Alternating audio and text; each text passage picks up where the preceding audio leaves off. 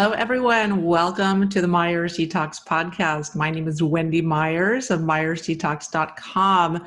And on this show, we talk about everything related to heavy metal and chemical detoxification and issues that can arise, issues surrounding that topic as well. Today, we have Spencer Feldman on the show to talk about using detox suppositories versus chelation. And we also talk about, calcification of the tissues. A lot of people are dealing with calcification of their soft tissues. We talk about why that's happening and what you can do about it, how you can really regenerate your health. And it's kind of like an anti-aging detox to get rid of this calcium. And we'll also talk about, why people have different issues with detoxification. They have detox symptoms and why that is unnecessary and what you can do to stop that from happening or prevent that from happening. We'll talk about liver flushes and some of the pros and cons of that. We'll talk about coffee enemas and why some people don't feel good after coffee enemas. And we'll also talk about Spencer's line of suppositories and how they've solved a lot of these little issues that people have when they run into kind of roadblocks with detoxification with their detox symptoms, and why this is happening and how the suppositories can be used to kind of circumvent any detox problems that people are having. And we'll also talk about voltage in the body and why when people have low voltage, their aging antioxidants help to increase the voltage in the body, but why they kind of fall short and why we actually need to focus on some different ways where we can add electrons to our body and the result of that, how that, raising that voltage in your cells helps your body to detox better, helps all the parasites want to leave your body, and just a really, really interesting conversation today with Spencer. I know some of you guys are, really concerned about the level of heavy metals and toxins in your body. So I created a quiz that you can take at heavymetalsquiz.com that will help you to determine what your relative level of toxins are in your body, your body burden of toxins. And then doing the quiz and getting your results, you get a free video series that answers a lot of your frequently asked questions about detox. For instance, what kind of testing you should do, what kind of supplements are good to get started with, how long does it take to detox, and a lot of other questions are answered after you take the quiz at heavymetalsquiz.com. Our guest today, Spencer Feldman. He is a multiple patent holding inventor with more than 20 years of experience formulating and manufacturing detoxification products for doctors and their patients. His trailblazing use of suppositories to deliver ingredients that would otherwise require intravenous IV therapy has changed the way many doctors do detoxification.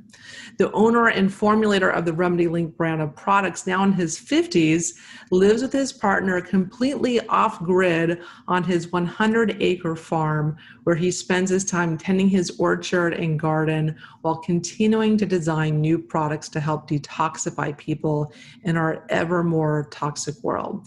You can learn more about Spencer Feldman and his amazing suppository supplement line for detox at Remedylink.com. Spencer, thank you so much for coming on the show. Thanks for having me, Wendy. So why don't you tell us a little bit about yourself and how you became so focused and started your business around detoxification? Sure. So I was in college on track to become an emergency room surgeon, which is what I wanted to do. And somewhere, I think maybe in my junior year, there was, I think, maybe a measles outbreak or something. And so everybody dutifully lined up to get vaccinated, and I was among them. And I noticed after the vaccine, I didn't correlate it with the vaccine, but afterwards, I couldn't eat soup because the soup would shake out of the spoon before got the spoon to my mouth. I started getting really shaky. And I said, well, there goes my ability to become a surgeon, because can't do that with shaky hands. In retrospect, all right, so then I went to my doctor and I said, hey, look at my hands are shaking so bad. What is that? And he goes, well, here's a drug. I'm like, okay, but you know, I'm 19, I'm 20. Why are they shaking? He goes, it's not my job to educate you. I've got 10 more people to see, take the drug. And it's like, wow, okay. I started studying alternative medicine. I thought, if I can't be a surgeon, maybe I can still be in the field and a support role. Years later, what I realized was I had a reaction to the vaccination. Maybe I got from the bottom of the vial where there's more mercury or something. So I started studying alternative medicine. And at that time, 25 years ago, one of the things that caught my interest was chelation, which is using acids basically to bind to metals to make them soluble. And, at this point, I guess, let me tell you what I think detox is, because that was really where I started going. I realized I was toxic and I had to get it out. If you have a toxin and it's water soluble, then it comes out in the urine. But there are toxins that don't come out in the urine. These are ones that are either fat soluble or have crystallized. And so detox is understanding how to get rid of these other two classes of toxins. Now, imagine you have a greasy dish. That's fat, right? And the fat and the grease in the dish has got toxins in it, right? It's chunky, it's disgusting. If you pour water over the dish or dunk it in water, not much happens because the grease is not water soluble. But if you mix detergent in, the detergent reacts with the grease to make it water soluble, and now the grease washes clean. So detergent is the detox, is the soap for grease, right? So we're looking for things that can be soaps for our various toxins. So EDTA, which is the chelator I first got involved with, and chelator means to claw, to grab, is the soap for metals. And what it does is, there's lots of good metals and lots of bad metals in the body. Good metals would be things like calcium and zinc and copper and some types of chromium and potassium and magnesium.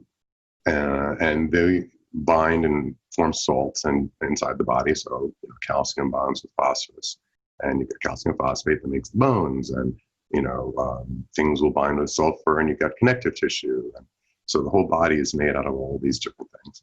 But the problem is some of the metals, the toxic metals, they look like regular metals, and the body incorporates them in, and they can get jammed in the pumps inside the cells, and they can get stuck in things. So they end up crystallizing, and some of the metals end up getting into the fatty tissue.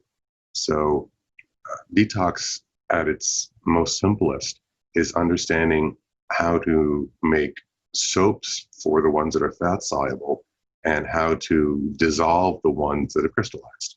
Because if dissolving a salt, like if you take a salt crystal and put it in water, it dissolves.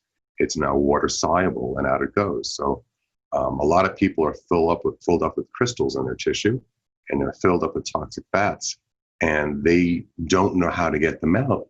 And the body has an ability to get fat soluble toxins out and crystallized salts, toxic salts out, but it's limited. And if it's in the fat, the body might think, well, it's in the fat, it's not the end of the world, I can leave it there, it's fine. But the brain's also fat, so that's not necessarily the optimal strategy. So, we have a native ability to detoxify. We have a native ability to break things down and make them soluble. But that native ability is really overwhelmed with the task that we are giving it in the 21st century. So, for instance, if you were drinking water from a mountain stream, there might be some arsenic in it, and your body has a capacity to get rid of that. But when your body's full of mercury fillings, that's way more than it was designed to be able to handle. And we have the ability to detoxify chemicals because, Paleolithic hunter-gatherer, you're eating the occasional bad wild mushroom, or maybe you got cut and bit and there's an infection and it's putting toxins into the body, or you eat a plant that hasn't been bred for the last 10,000 years to be sweet and toxin-free, and it's a little bitter and kind of medicinal. So, we have this ability to get rid of toxic chemicals too. But again, in the 21st century where, you work in an office that just got a new floor and formaldehyde's coming out, And, you put on clothes that just came back from the dry cleaners, and there's 1,001 chemicals in your food that they don't have to tell you about. We just get overwhelmed. So to me, detox is using the science that we have now in the 21st century to counter, it's like the white hats and the bad hats, the bad hats are putting all these toxins into the environment, and the white hats, the good guys are saying, okay, this is how the body is designed. Let's work with it to try to get some of these chemicals out. Yeah, I think people don't realize that, there's 80 to 100,000 chemicals in our environment. There's more coming out every year. And it's kind of laughable when I talk to medical doctors and they think, oh, that's a scam. You don't need to detox. And without really thinking it through, that, our bodies are dealing with so much more than it was designed to do. And then given the fact that, 80 million people or more have non-alcoholic fatty liver disease. Those are the people with a diagnosis, and not to mention all the other people that livers are under functioning. And liver is just one aspect of detox. So can you talk a little bit about that, and also how these toxins kind of jam up all of our cellular machinery and affect our different organ systems negatively? But just what you brought up, physicians and nurses are number one and number two in terms of the shortest lifespan by profession. It's more dangerous. You have a shorter lifespan as a doctor or a nurse than as a veteran going to war. So, and I think part of that is thousands of, they have to take every vaccine that comes down the pike. And they don't believe in this. Not every doctor and nurse, but a number of them don't. So, I really respect physicians and nurses in the emergency room setting. I don't want to go to an alternative doctor with an herbal poultice with a gunshot wound or a broken bone or a spurting artery. But I also think I don't want to go to the emergency room modality with a chronic disease. So, I have to understand who's good for what. And, it's a rare physician that really can work in both realms. So, I have an ultrasound device because I like to understand the body. And when I first got it, I would start looking inside people's bodies. It gives you X-ray vision. And I was like, oh my gosh, look how many people are walking around with plaque in their arteries and gallstones and kidney stones and fatty liver and cirrhosis. And on the one hand, I was sorry to see it. On the other hand, I was amazed at the capacity of the human body to withstand that degree of abuse and still keep functioning. So in the other way, it's really quite hopeful. Our bodies are impeccably designed to handle incredible abuse and keep going, often without complaint. So a lot of people, they won't get symptoms until they're way late stage. So I don't think it's a good idea to say, well, I'm not toxic because I don't feel bad. Well, your body is designed not to distract you with symptoms until it's very late stage. And if you look inside, you'll see that lots of people who think that they're in pretty good health are walking around with lots of issues. So, the liver is, I think somebody once said in order to duplicate the liver, it would take, 5 square blocks full of 1,000 scientists working day and night to make all the chemicals it does for us. It's an amazing organ. So let's talk about the liver's role in detox. It's not a filter. A lot of people think that it's like a car filter and it mechanically catches things. What the liver does actually is it manufactures conjugates. And so let's back up a step and explain what happens. Detox takes, there's 3 phases. Thankfully, they're called phase 1, phase 2, and phase 3, for simplicity's sake. Phase 1 is where the body, the liver, but the tissue will upregulate the cytochrome P450 enzymes, whose job it is to take a toxin and give it a charge. And they do that by mostly oxidizing it, that's pulling an electron off, but also sometimes reducing it, that's adding one on, or by unmasking a polar group. All these are fancy ways for saying they're making the toxin more reactive. Okay, that's the first phase, kind of like prime it a little bit. Phase 2 is where the body then adds a conjugate to the toxin, depending on the toxin conjugate they add, to that new charged section they've made. So your viewers are, I'm sure, familiar with glutathione. but the body can also use glucuronic acid, methyl groups, sulfur, acetyl groups. There's lots of things that can get attached, and depending on whether it's detoxifying a pharmaceutical or a solvent or a xenobiotic or an aflatoxin is what they're going to attach. So that's phase 2. And now this toxin has been rendered through phase 1 and phase 2 relatively water soluble. Great. Phase 3, out it goes, out the urine, sometimes through the bile and out the feces. And one of the things, so what's important is to understand that we need all 3 phases to work. So viewers are probably familiar with something called the coffee enema, which was pioneered in World War I in a German field hospital. The nurse went to the doctor who wanted to prep an injured soldier for a surgery. And she said, we have no more warm water to give them enemas to clean out their bowels before surgery. Doctor, what do we do? The doctor said, there, over there, use that coffee. That'll be fine. So he washed out his bowels with coffee, and being the very observant people that the Germans are, they noticed that he healed with less pain and less complication, faster. And so the coffee enema was born, and Max Gerson, the Gerson cancer therapy, promoted it quite heavily. And so what the coffee enema does is it stimulates phase 1. It stimulates, among other things, the cytochrome P450 to make the toxin more reactive. Now, there is something called a Herxheimer reaction, and there's also and one of the types of Herxheimer reactions you could say is the detox reaction. So you give somebody something that stimulates phase 1 and they get worse, right? And the reason is because they're crashing on phase 2 or phase 3. So for instance, if you upregulate phase 1 and you start making all of these toxins that had found kind of settled in wherever they were in the tissue, and you make them more reactive, they start to move around and cause more problems. Now you might think that's a bad design, but it's fine if you have phase 2, because the moment it becomes more reactive, boom, they put the conjugate on and it gets out the body. But if someone can't do phase 2, they're stuck with this phase 1, now more toxic material, and they feel terrible. And this is what happened to me. I don't know where I got my chemical sensitivity from years ago. It's gone now. But if I were driving behind a diesel truck and I breathed some of that in, I would get full of rage and really nauseous and a headache.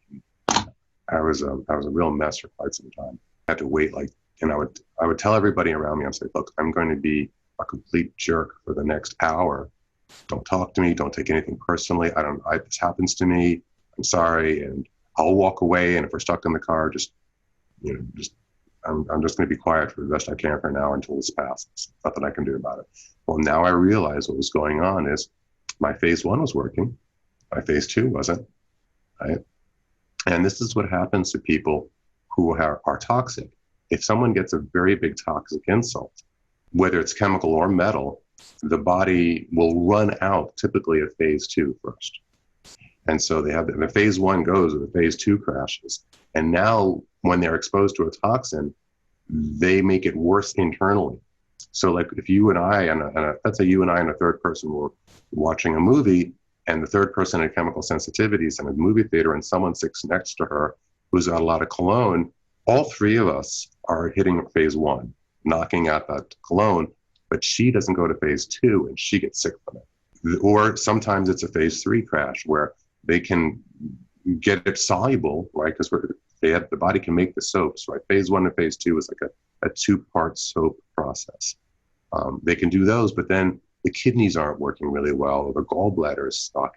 And now they just sits around there longer than it should. And these are the people that detox. And, they do the detox. It doesn't knock them out, but they just feel really blah for quite some time. And I call this one of the types of detox traps that people can fall in. So someone takes a product that wasn't designed properly. Either it stimulates phase 1, but not phase 2 or not phase 3. And they end up activating the toxins that are in them, but they can't finish it. And it makes it worse. And they talk to the manufacturer or the doctor, and they said, oh, that's great. You're detoxing. That's a detox sign. No, you're not. That's a detox trap.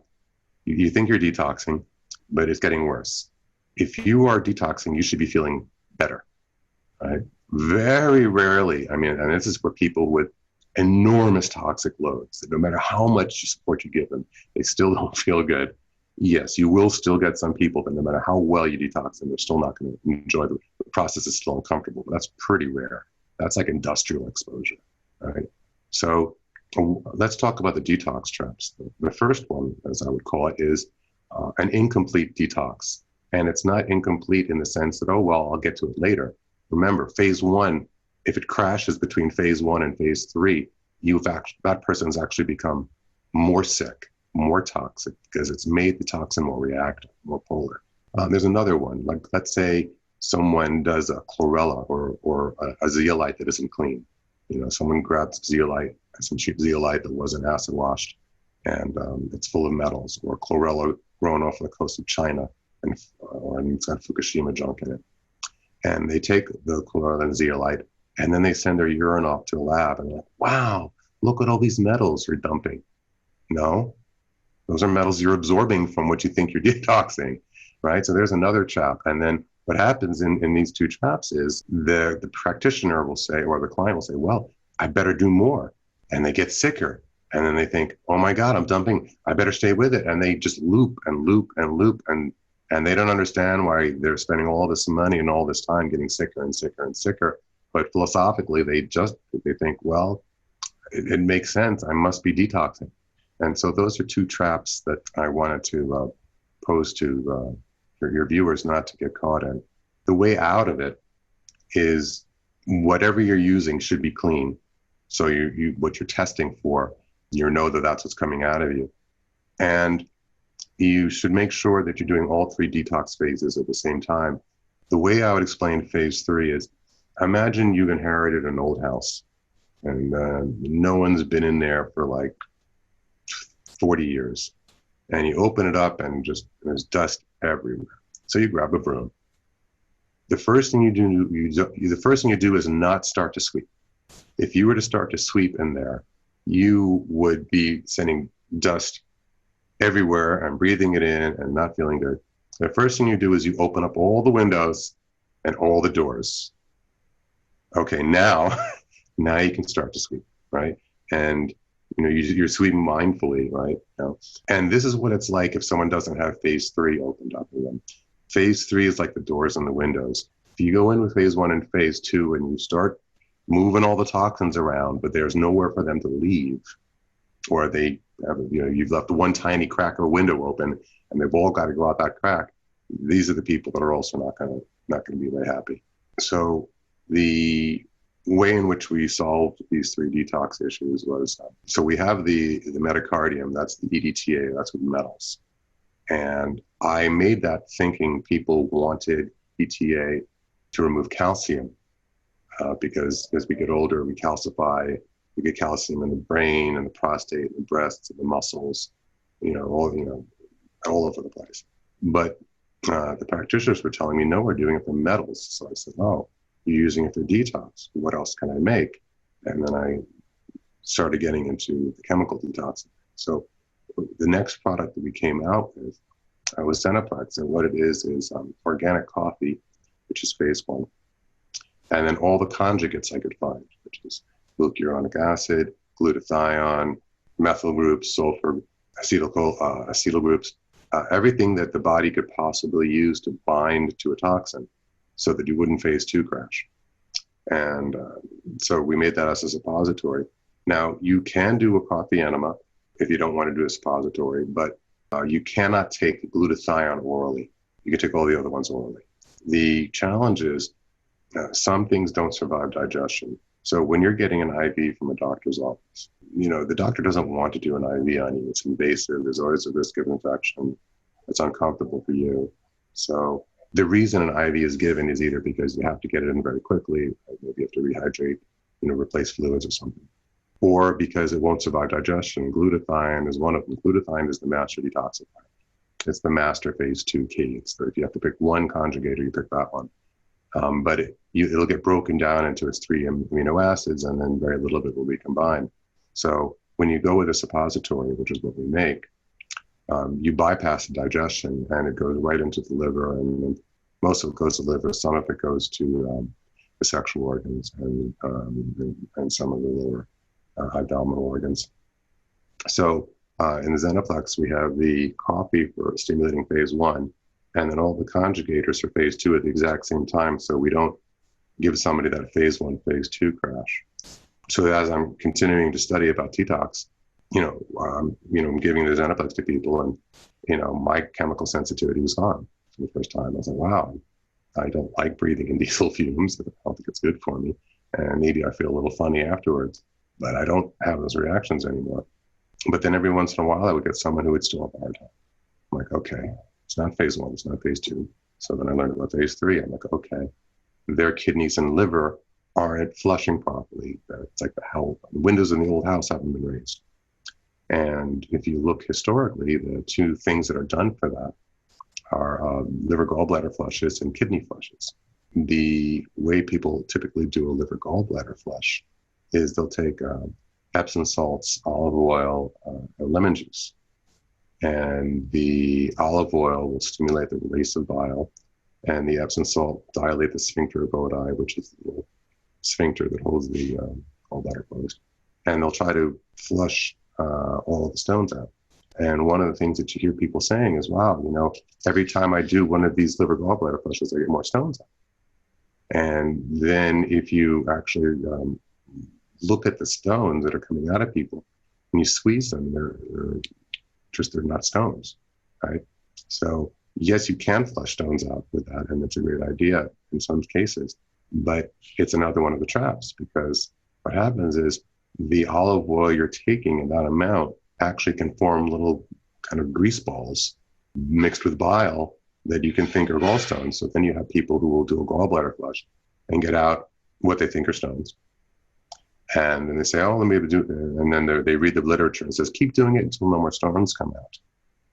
But every time you take it, you're making new little fat balls.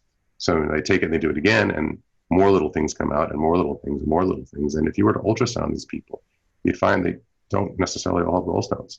So the other issue with liver gallbladder flush, the old school one, is the body recycles bile. It's very valuable. Now, the downside of recycling bile is you also recycle hormones and certain drugs and chemicals. So there is an enteropatic recirculation system, which sometimes can backfire on us. But when you do the liver gallbladder flush, you're forcing all the bile out. And now it's sort of like doing an oil flush in your car and not putting oil back in. That's going to cause, yes, it's great you got the old oil out, but you have to put more oil back in. So the classic liver gallbladder flush, you can do it once or twice, but for the people that get caught in that trap where they keep doing it because they think they're still getting stones out, they drain their liver dry of bile. And now, without enough bile there, things start to, now they do get stones, because now it's completely dried up and everything's very sludgy. So that's kind of like another trap. So what we did is we made a suppository for liver gallbladder flush, kidney flush. Now, you can definitely do this without suppository. There's two reasons to take a suppository, right? One is the ingredients will be destroyed by digestion, and the other is location. Now, unlike the Xenoplex, which is our phase 1, phase 2, or metacardium, which is for metals, the things that would help the gallstones and kidney stones, you can take them orally just fine. There's all sorts of teas, Chanca-Piedra, breakstone. There's lots of things you can take orally, gallic acid, that will survive just fine. However, the liver is, the portal vein for the liver is right there, an inch in the rectum. So location is fantastic for access to the liver.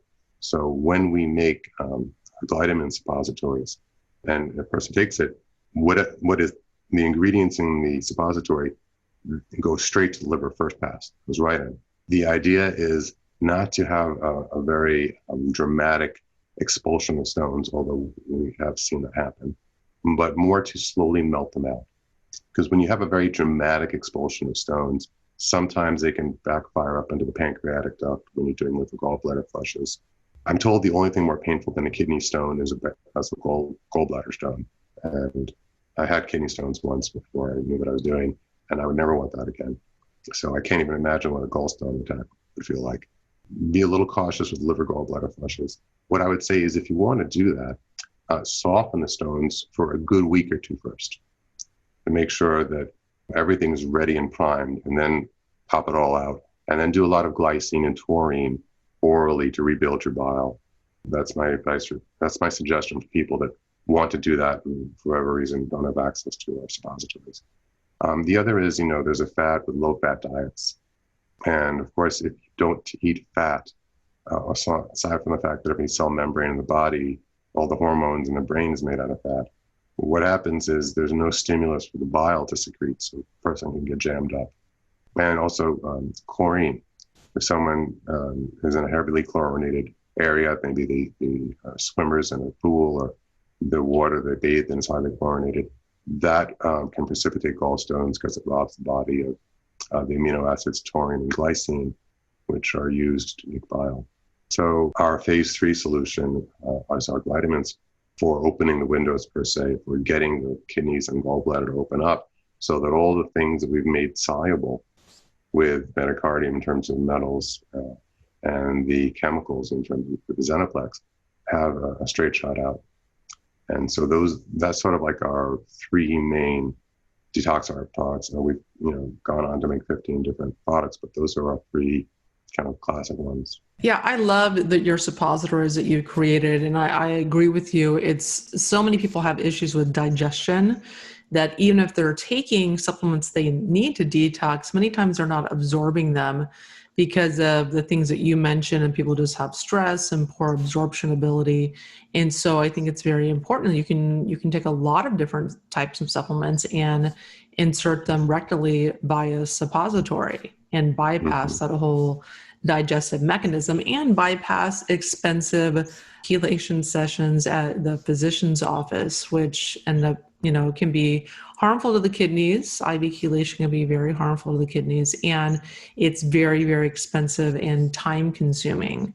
So can you talk a little bit about that, about using suppositories versus IV chelation, and maybe any research as far as suppository use? That's a great point. When people do the IVs, one of the reasons they're having kidney problems is they're doing it too fast. Chelation is better done. There's a certain speed to do it at. And if you go too quickly, the kidneys can get hurt. And an IV session is typically done over 2 hours. Whereas our suppositories, if you think like about 5 of our suppositories are about the equivalent of 1 IV, so we're splitting it out. It takes, say, an hour or 2 for it to fully make its way through its system. You can see now that we're doing in 10 hours what they do in 2. And some people would say, well, you're taking longer. And I'm like, yes, we are. When we were doing our initial proof of safety and efficacy tests with blood work, one of the parameters I checked was BUN creatinine.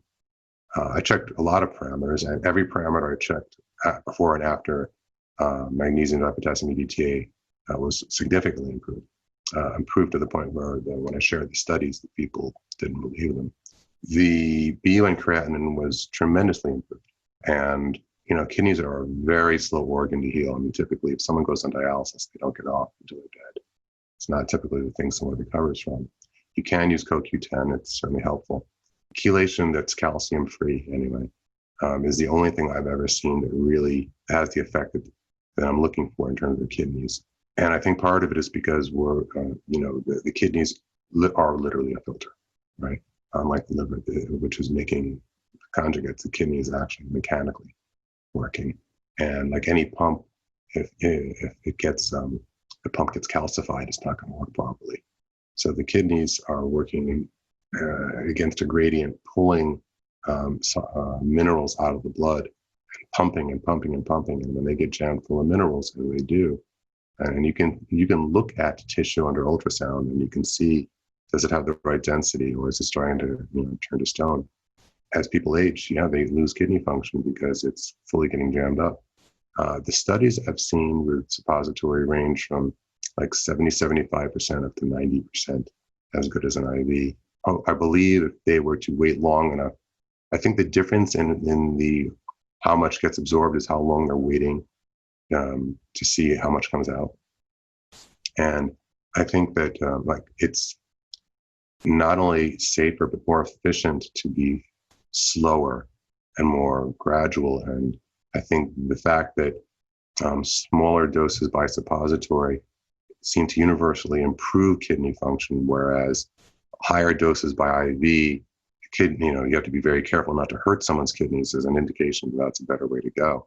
There was a study in Switzerland where they showed that IV chelation decreased mortality of heart attacks and cancer by 86 and 90%. 90%, I don't remember which one was which, but it's about the same, And so, it's chelation is not just taking out the metals, but taking out the calcium. It's a phenomenal thing to do for the body. If you were to take a look at any animal and look at cross sections of its tissue as it ages, you'll see an exponential increase in the amount of calcium. So all animals become statues. They turn to stone as they age. And if you want to stretch that out, and the book, The Calcium Bomb, is a great way to learn more about this. Having some kind of solution that can pull calcium out is a great idea. The study they did in rotifers, which are little creatures that live 7 to 10 days, is, again, you saw that every day they lived, the calcium level went up and up and up, unless they raised them in some kind of chelating bath, some kind of acid bath, whether it was citric acid or EDTA or whatever acid they used. I know a lot of people think an alkaline diet is great, but that's not to say we don't also need acids. And we need stomach acid to digest. And we need acids on our skin to protect us. And there's a lot of acids. So for instance, when a person exercises, they're making lactic acid. When they eat an apple, it's malic acid. When they have apple cider vinegar. So there's all these acids they can get, and the acids have this decalcifying ability to them.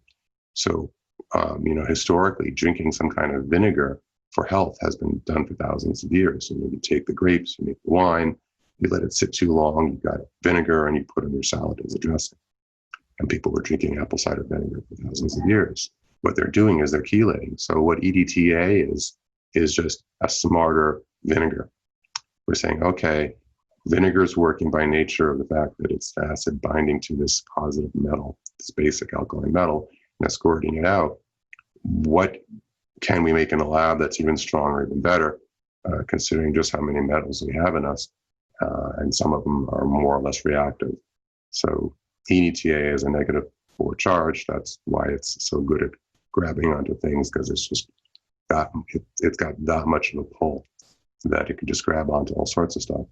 So if you can do EDTA, fantastic. If not, take a shot glass of apple cider vinegar mixed in a glass of water every morning, and go for a little bit of a jog and build up some lactic acid.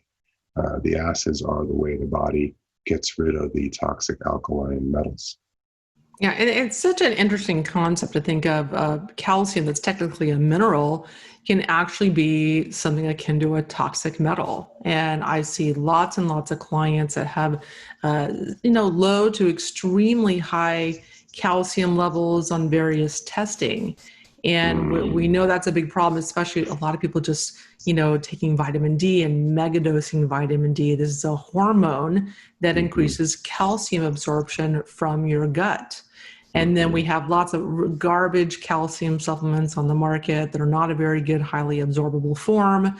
And lots of menopausal women are taking that to improve bone health. And then people are drinking dairy for calcium. Can we talk a little about that? Calcium's nutritional necessity versus, maybe menopausal women that are concerned about increasing their bone density and how that plays into the whole detox conversation we're having? Right. So you have the osteoblasts and the osteoclasts constantly in the process of breaking down and rebuilding bone. And then there's all the hormones and the vitamin K and the vitamin D and all of these things. It's a very complex mechanism. And like all complex mechanisms, it fails over time. So what happens is when we're young, we have our calcium is in our teeth, bones, and very little else.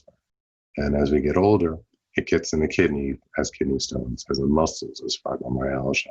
It gets in the brain as brain sand or vascular. It gets in the prostate as prostate stones, the gallbladder as gallstones. It gets in the arteries or arteriosclerosis, the breast as breast calcifications. It gets everywhere. There's no organ tissue that does not calcify as we age, as far as I know. And we have lots of names for all these diseases, but really they're all the same thing. They're dystrophic calcium. We do make something called phosphocitrate in the body that's supposed to deal with this, but it goes down age, and I have yet to find a source of this as a supplement, or I would be taking it. Consider that from a standpoint of evolution, once we're about 40, we are expendable, right? You're 20 or 15, from an evolutionary standpoint, you have a kid.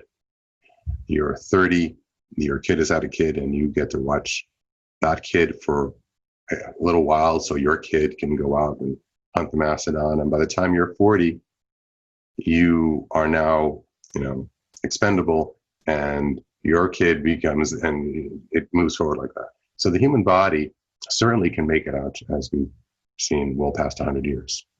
But, somewhere at around 40, your genes are like, all right, look, free time is over. And now you can survive, but if you want really good health, you have to work for it. It's not a freebie. And calcium deposition is one of those things. It starts leaving the bones and the teeth and moving into the soft tissue. And, when your muscles are getting, tight and not as flexible as you used to be, and, cataract and all these things, all these things start to happen. This is just the body saying, okay, this was how much time I was designed for, and anything else after this, I got to work at. So the calcium is surprisingly, it was a big surprise for me to realize, wow, this is acting like a toxic metal, not by virtue of what it is, but by virtue of where it goes. So the EDTA that I patented is calcium free. We're the only people out there that have a calcium free EDTA, as far as I know. And what we did is we we attached magnesium and potassium to the EDTA. And EDTA, magnesium, potassium have very, very tenuous hold on EDTA. They're barely holding it, which is what you want. So when that gets in the body, it finds something that the EDTA will bump into something that it has a greater affinity for. The first thing it's going to bump into is calcium. So it grabs the calcium and releases the magnesium, potassium. So now you've got magnesium, potassium in the body, which is good for you. Most people are deficient. And you've got the EDTA, which is now calcium EDTA, floating around. And it floats around, and because the calcium has been removed, the blood calcium goes down. We pulled it out of it, and maybe pulled some out of the tissue. The body goes, oh, there's not a lot of calcium. I better take whatever I have and store it for famine. Right? I'm in a calcium famine for whatever reason. If I see some, I better stick it away, right? And now the calcium EDTA is floating around, and it bumps into, oh, there's some lead. Let's go with the calcium for something it has a greater affinity for. Grabs onto the lead. So now there's the calcium, and the body's like, oh, good. I really want that because you just took it away from it. Let me go stick that someplace like some bone. So it's that kind of give and take where you pull it and then you give it back that helps trigger the body to put it into deep storage. And so that's why if done in the right way, you can actually build bone with chelation if you know what you're doing, and knowing what you're doing means you pull the calcium out, 12 hours later, you actually give someone a little bit of calcium. And right, it's important which kind. I usually go with calcium gluconate just because it's inexpensive and well absorbed.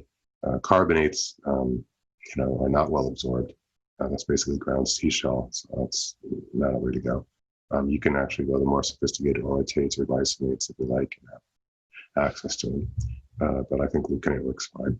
So now through that give and take, you can actually trigger the body along, especially if you're doing some exercise and getting some sunshine, to put the calcium back where you want it to go. Now, inevitably, nobody's going to, very few people have lived past 120, and arguably some of the people that say they have, it turns out it was their daughters that they take their birth certificates or something. So, eventually we are all going to turn to stone. The body will not last forever. But from the studies we've seen with animals, you can massively push that curve out. With the rotifers that were chelated regularly, what they looked like at their version of 80 was more like 40. So you can get to the point, you should be able to, with proper chelation, get the calcium so that that's not what gets you in the end. That that problem is, you got that problem dealt with, something else. Now the next thing might be, okay, well, how's the pancreas doing? Right? How are the lungs doing? How are the kidneys doing? Each decade has its own risk factor in terms of what organ system tends to fail when. And so if you understand that, you can kind of, as you're going through your life, monitoring, you can say, okay, I'm in my 50s, I need to start thinking about heart attacks and cancer. Hey, I'm in my 70s, I need to start looking at the kidney function and lungs. Wow, I just hit 100. Congratulations.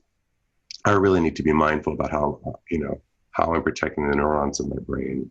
Yeah, that's fantastic, because I think people always want to go in and rip out the metals, get rid of the mercury and the lead and the other metals, and they're not thinking about calcium. And there's lots of people taking supplements, and they're taking forms of minerals that are not very absorbable and can even be problematic. There's a lot of cheap supplements out there people buy based on price, typically not looking at the forms that they're taking. You really want to be paying attention to that.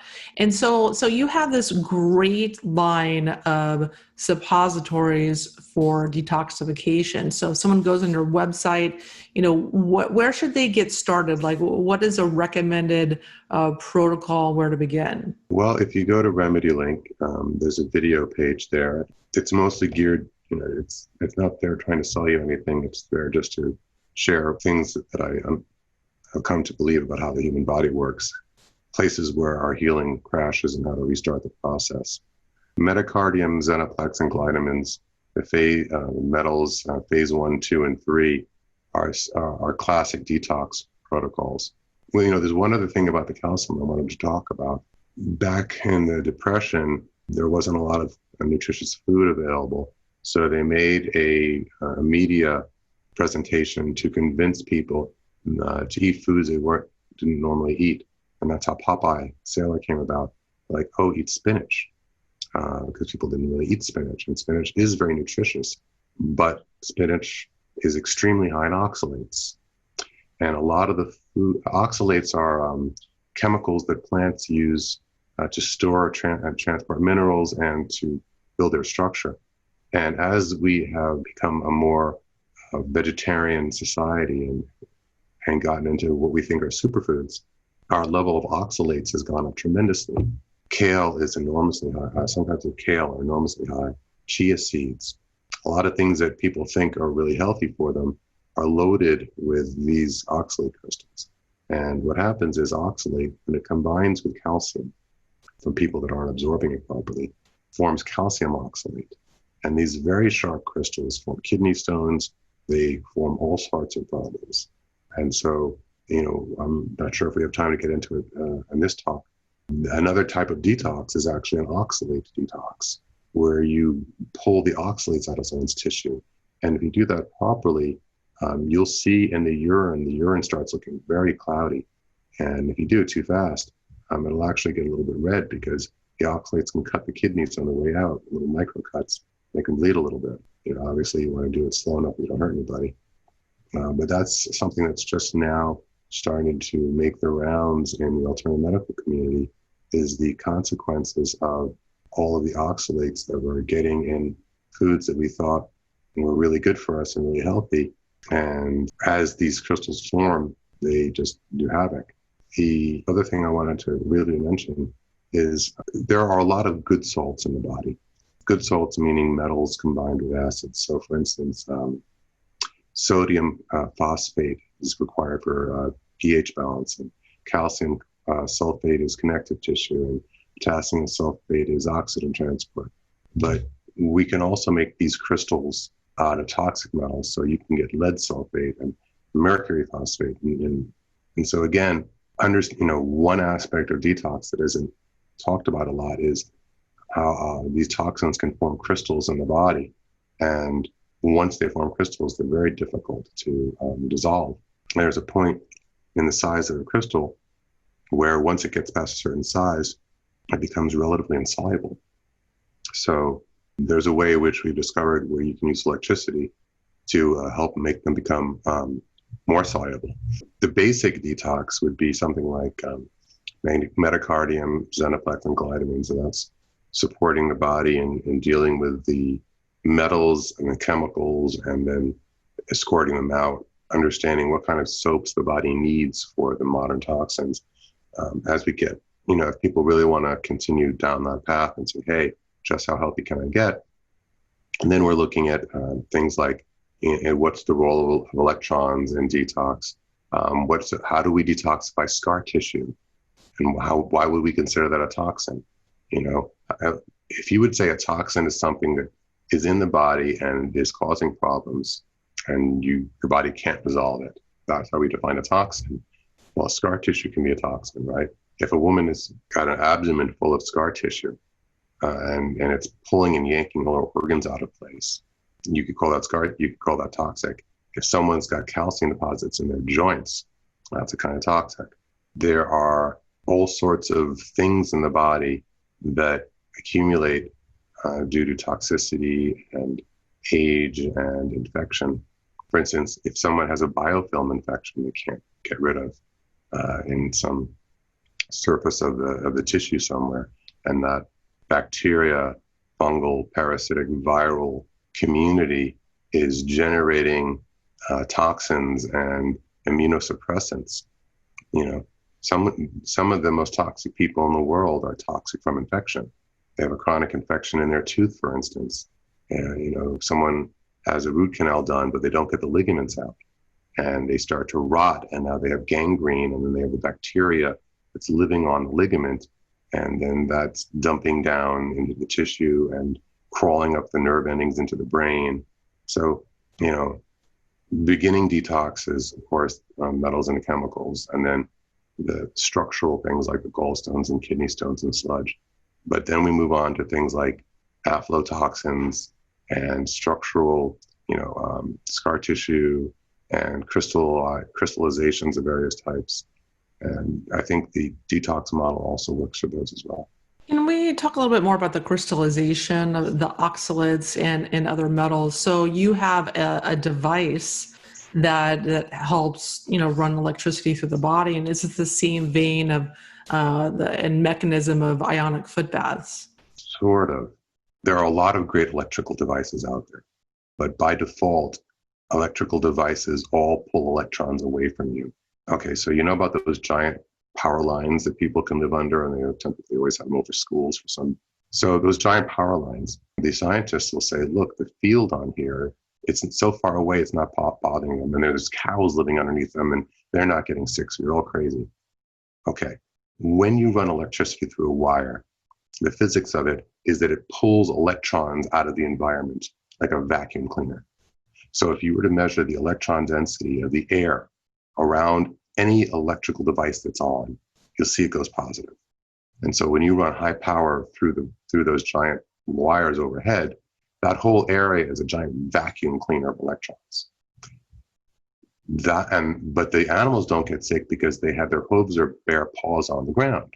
So what happens is all the electricity that's getting pulled out of the air and out of them is being replenished from the earth to them. But a human being or a school child wearing rubber shoes or living in a house, they don't have their feet on the ground. And so they're living in this negative electron vacuum, and they're positively charged. And we know that there was a study that said that if they took rats and they gave them all tumors, and the rats or mice that they removed the electrons from, they had them in an environment where everywhere they walked, a carpet brushed against the back of their fur, their tumors grew 30% faster. I called the people who did that study and I said, have you tried this study where instead of removing their electrons, you gave them electrons? They're like, it's a great idea. I'm like, let's do it. They're like, sure, $50,000. I'm like, of course. So the people, there's a lot of people getting involved in grounding. And so I read the books on grounding and I said, wow, this is amazing stuff. And I tried it and I didn't really notice that much. It was very subtle. I said, well, maybe the reason is I'm not getting enough electrons. So I built a machine that would pump electrons out of the earth and push them into me. Now, all of these other devices like the violet ray and ion bath, foot bath, all these other things. It can have amazing results, and they're all stripping of electrons, because by virtue of current, anytime you move electricity through a wire, you're stripping electrons from the environment. And what we do is we don't work with current, we work with voltage. So we're not moving electrons, we're pushing. When our machine is running, there's basically almost zero current. So we're not stripping electrons, we're donating them in. And, we evolved, if you have that belief, or were designed to be in an electron-rich environment. We were designed or evolved always with our feet on the ground or in the water or in the ocean. So every cell in our body is used to and expects all the electrons it could possibly want, anytime it wants, at all, as much as it wants, whenever it wants. But because we wear insulated shoes and synthetic clothing that strips it from us, and we're around electronics, even this cord coming down from my ear is stripping electrons out of me. We are electron deficient. Now, people, one of the biggest sellers in the supplement industry is antioxidants. And antioxidants, their job is to move electrons. Now, let's say there's a city that's starving, and you send in 1,000 trucks, each with one loaf of bread. Well, that's not really going to be successful, right? So the loaf of bread is the electron, and the truck is the antioxidant. Once that electron is given up, once that loaf of bread is handed out, what use is the truck? But if you had half as many trucks, but an enormous pile of bread right on the outside of the city, and it could keep shuttling back and forth, you're good to go. So we don't need more antioxidants. We need more electrons, because each antioxidant can move an electron 1 million to 1 billion times a second. So you need a fraction of the amount of antioxidant you think you do, if you have enough electrons for the ones you have to feed them and for them to keep recycling and moving them. They're the trucks moving the bread, right? So I started, so I built this machine to put electricity into the body, specifically electrons. First, I went out to see if anyone else had done it. And one company said they had, and I bought it and I measured it, and I'm like, no, you're not giving electrons, you're taking it. Look at the meter. This is an RF unit. You're just doing RF heating. They're like, oh, sorry. If you're really sorry, change your advertising. Anyway, so I went through a couple of engineering firms, and I found one that made one I liked, and I started using it. And it was a very strange feeling, Wendy. I'm not going to say I was addicted to it, but you could not get me off this machine for weeks. I mean, every moment I had, I would use it. And, my partner was like, you're going to hurt yourself. I'm like, maybe, right? But that's my job. I've got to find out. And so I took it, used it for like 6 hours at a time at 35,000 volts. And at 35,000 volts, like my teeth got a little uncomfortable. I felt something in the hip, and we dialed it down to around 20,000 volts. I'm like, okay, that feels good. And after 2 weeks, I finally was like, it was like giving water to someone who'd just been through the desert. I finally was like, okay, I think I can walk away from the machine for a little while. And that evening, I was going to bed. And as usual, I was going to put my wool socks on because I'd always had cold feet. I ate too much fruit as a kid, thinking it was healthy, and I ended up with peripheral neuropathy. I'm going and I'm reaching for the wool socks, and I'm like, I don't think I need them. But I keep them by the bed because I figure I'm going to wake up at 3 a.m. with freezing ice cube feet. And I sleep through the night and my feet are hot. They're warm. And it's the craziest thing. And for the next few nights, I'm like, my feet are they're hot because my body is recalibrating. And I haven't worn socks to bed now for a year and a half.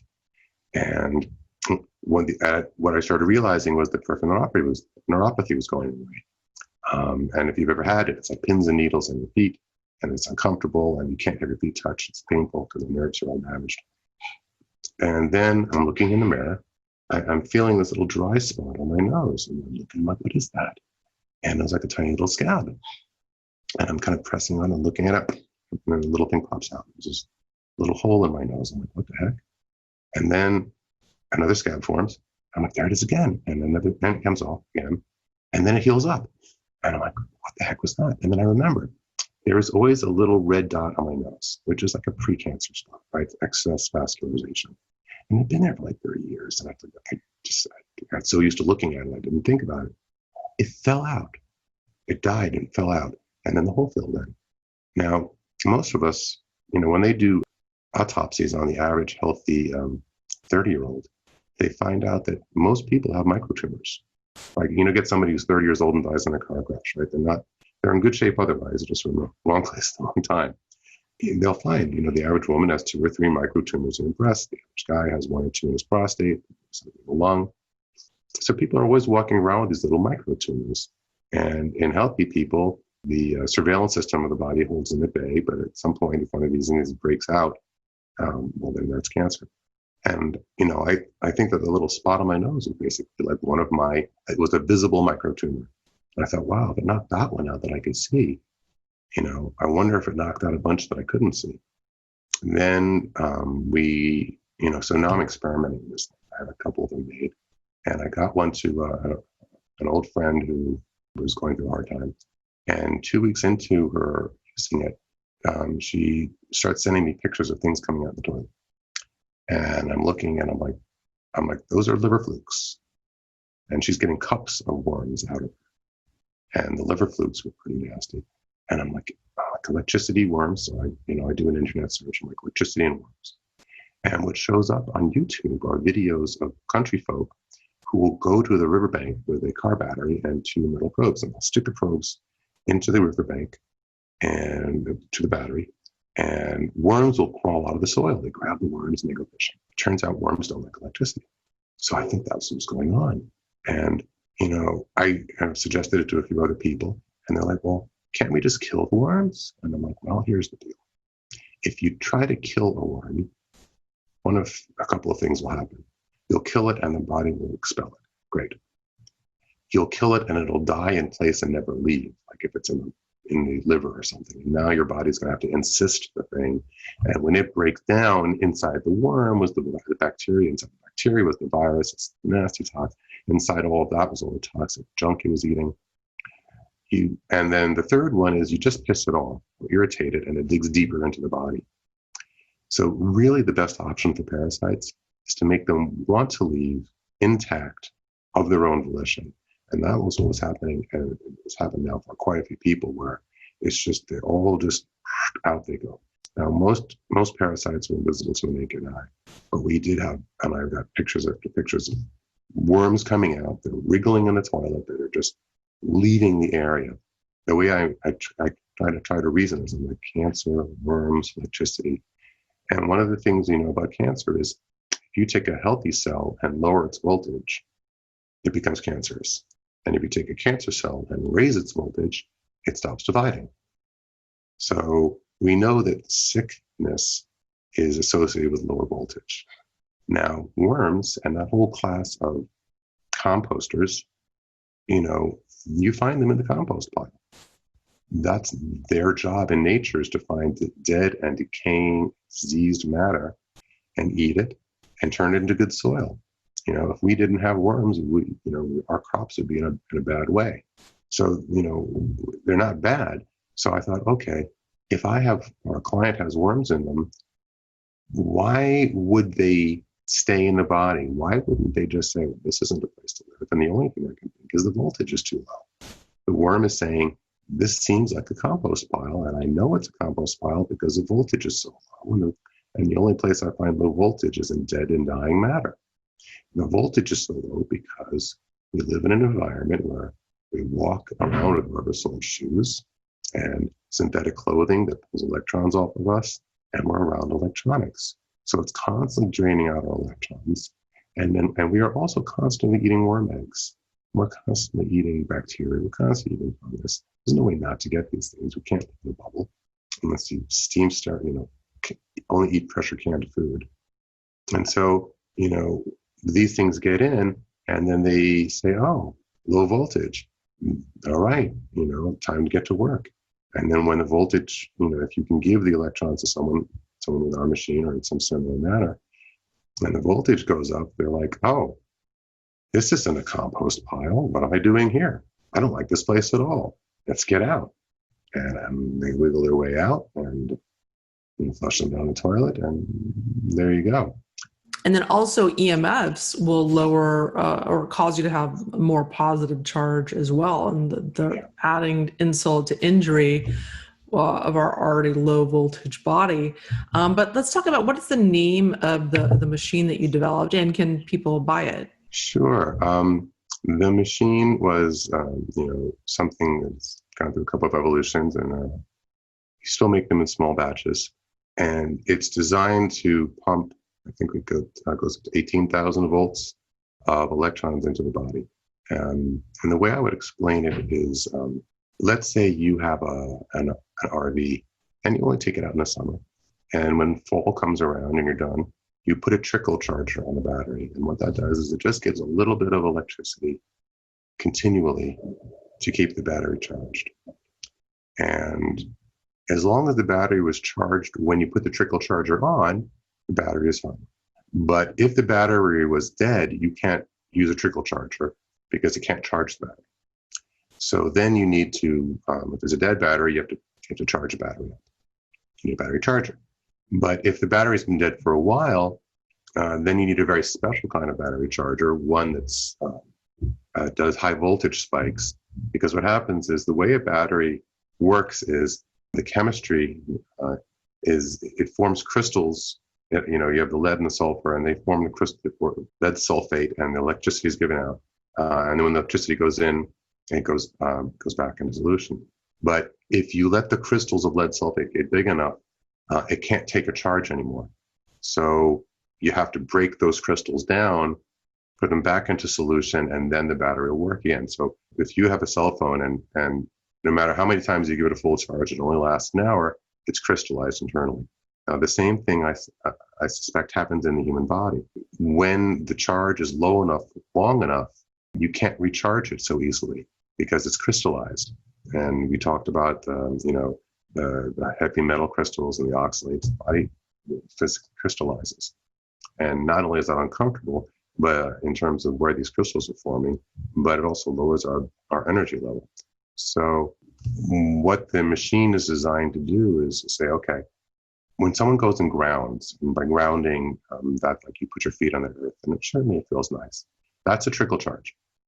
And if you were born in an Amazon rainforest and either walked around barefoot or with leather sandals, you would never need a machine like I make because you would be constantly getting trickle charge from the environment, and you wouldn't be around anything that's draining off all your charge. Like, if you leave the lights on your car all night, you come back, your battery's dead. Well, being around electronics and walking around with shoes on is like leaving the lights in your car on all night. It kills the batteries. And we have every one of our cells, all 31 trillion of them, are little batteries. So I said, okay, grounding is not working the way I thought it was because it's a trickle charger and it won't get rid of the crystals. And what I need to do is I need to look and figure out what they do to recover batteries that have crystallized, and what they use is voltage spikes. So I put a little thing on the machine that would spike. And so the machine, can be used in three ways. One, you can spike it with crystals. And then when the crystals are gone, and, that can take, 2 weeks to 6 months, depending on how bad the crystal's gotten. Then you can back it off a little bit and use it like a battery charger, meaning, okay, you can now hold a charge, let's charge you up. And then for me, it took about a year till I got to the point where I could use it like a trickle charger. My tissue was so decrystallized and I was so able to charge up again that now I'm at the point where I can do it for 5 or 10 minutes once or twice a day. And if I don't do it for a couple of days, it's no big deal. But that's the concept is our bodies are designed to store electricity. We generate electricity with every step we take because when bones compress, they generate an electric charge. So the device was designed to operate along all three parameters. It was designed to help decrystallize the tissue, help charge the batteries, and then to trickle charge you when you're finally recovered. And I would say from my own experience, it took me maybe a month and a half to decrystallize. It took me about a year to fully charge up. And now I'm at the point where I just need a little bit of a top off now and then. And, my stamina is just, I've got the endurance I had when I was young, which is nice. Yeah, it sounds fascinating. And what is the name of the device? Oh, yeah, electron charger. Okay, great. Very simple. Very cut and dried to the Yeah, point. yeah. And so you can get that on remedylink.com. And so tell us, so we can get all of your suppositories, your detox protocols and everything, and the electron charger on remedylink.com. You can. The suppositories and all the other products we make, we're almost always have them in stock. We don't ship out in heat waves because we don't put chemical stabilizers and preservatives in them. The electron charger, they're made in small batches, and if you order one, you might be waiting, 2 to 6 weeks. The electron chargers are made in small batches, so we don't always have them in inventory. The worst would be a 4-week, 6-week wait, because we have them all made at an engineering firm here in the U.S. We don't have them mass produced in Asia. Okay, great. So that's fantastic. This is such an interesting show, and you really gave us a lot of fantastic insights on detoxification. Another angle. That's why I love doing this podcast. Is so many interesting people, that are doing this research and just trying to hack their own health, hack their own detoxification. So thank you so much for sharing your insights with us. Do you have any parting thoughts or anything else that maybe you want to share with the audience? Yeah, I'd like to share a story. I got a phone call 7 years ago. I was still living in Hawaii at the time, of an older woman. She was in her 80s with a headache, and she had used the glytamines, and she called me to thank me for making her headache go away. And I said, well, I'm very glad to hear that, ma'am. And she goes, no, thank you, really, thank you. I'm like, wow, it sounds like it was a bad headache. And she goes, well, I've had it since I was 15. So this woman had a headache virtually nonstop for 65 years. And now in her twilight, her final years, she gets to live without a headache.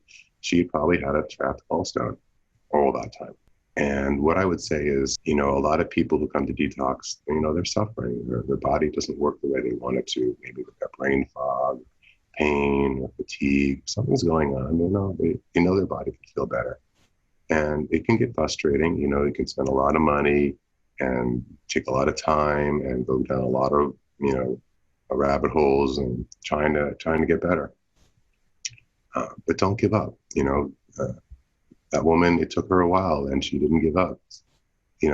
Whatever it is that is bothering, a person, there's very likely a couple of things that will make them get better. And be patient, keep doing the research, have faith. Your body has an enormous capacity to repair itself. And usually it's just one or two key things that you're missing. When you can figure that out, your health is waiting for you on the other side of that. Yeah, I love that. That's so important to mention that, people try a lot of different things, a lot of different detoxes, and things don't work quite right for them. And there's a lot to it. It can be very complex, and people have different challenges with their health. That it's a complex puzzle that you have to keep at it and keep trying to figure out. So thanks so much, Spencer, for coming on the show. So you guys can visit him at remedylink.com. Lots of amazing solutions there. So thanks for tuning in to the Myers Detox Podcast. My name is Wendy Myers of myersdetox.com. And thanks for tuning in every week to explore this topic of detox, because I personally think toxins are the number one primary driver of disease today. You want to be looking at detoxification if you want to live a long, healthy, disease-free, medication-free life. So thanks for tuning in, and talk to you guys very soon.